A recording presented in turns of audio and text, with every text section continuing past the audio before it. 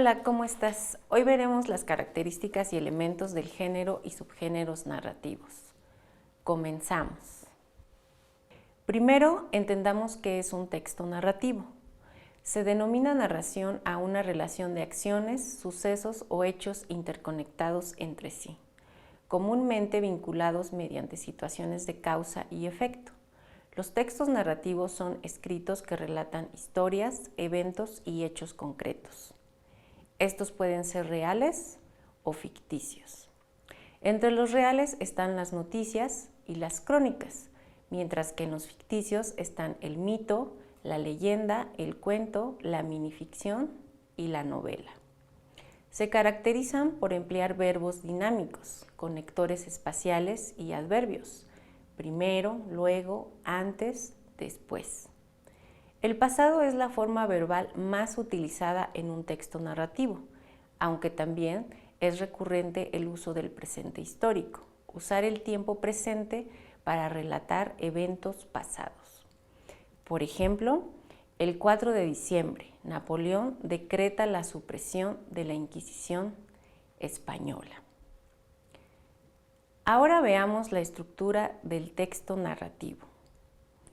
El desarrollo de las acciones, sucesos o acontecimientos narrativos entretejidos se organiza normalmente en torno a la presencia de un principio y un final.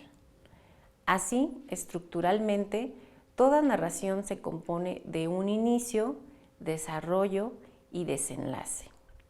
Además de las acciones, los elementos que caracterizan una narración son el narrador y los personajes, así como el espacio, el tiempo y la atmósfera narrativos. Las técnicas narrativas son recursos mediante los cuales aquella persona que relata busca convencernos de que los personajes y las acciones, sucesos o hechos que nos presenta existen tanto como cualquiera de nosotros, es decir, los dota de personalidad, subjetividad. Veamos las características del narrador. Este es la voz que cuenta la historia. Aunque suele vincularse con el autor, en realidad se trata de una figura de ficción creada para presentar los hechos desde cierta perspectiva, primera, segunda o tercera persona gramatical. Continuemos con los personajes. Estos son entes de ficción que actúan dentro de la obra con vida propia, lo que implica una apariencia física, así como rasgos psicológicos y éticos que caracterizan sus acciones. Los hay de distintos tipos, según su participación en las acciones. Protagonistas, antagonistas, secundarios, incidentales e incluso narrador testigo o narrador protagonista. Finalmente, te comentaré otros 3 elementos muy importantes de la narración literaria. Estos son el espacio, el tiempo y la atmósfera. El espacio refiere a los lugares donde se llevan a cabo e interrelacionan las acciones de los personajes. La descripción de dichos lugares estará condicionada por la perspectiva del narrador.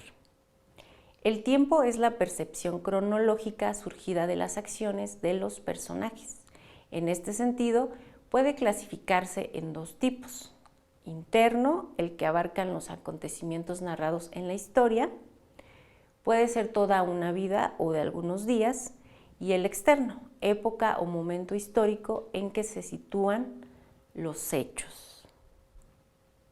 Y finalmente, la atmósfera, también llamada ambiente, es el cúmulo de sensaciones y emociones que se desprenden del relato y lo retroalimentan. Es decir, la atmósfera está acorde con el hecho narrado y servirá al desarrollo de las acciones de manera coherente.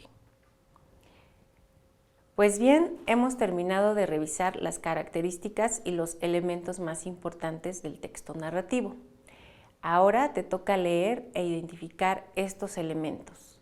Para ello, leerás el cuento Aprendan Geometría, del escritor Fredric Brown. En la actividad 3.1 vamos a leer una narración. Que la disfrutes.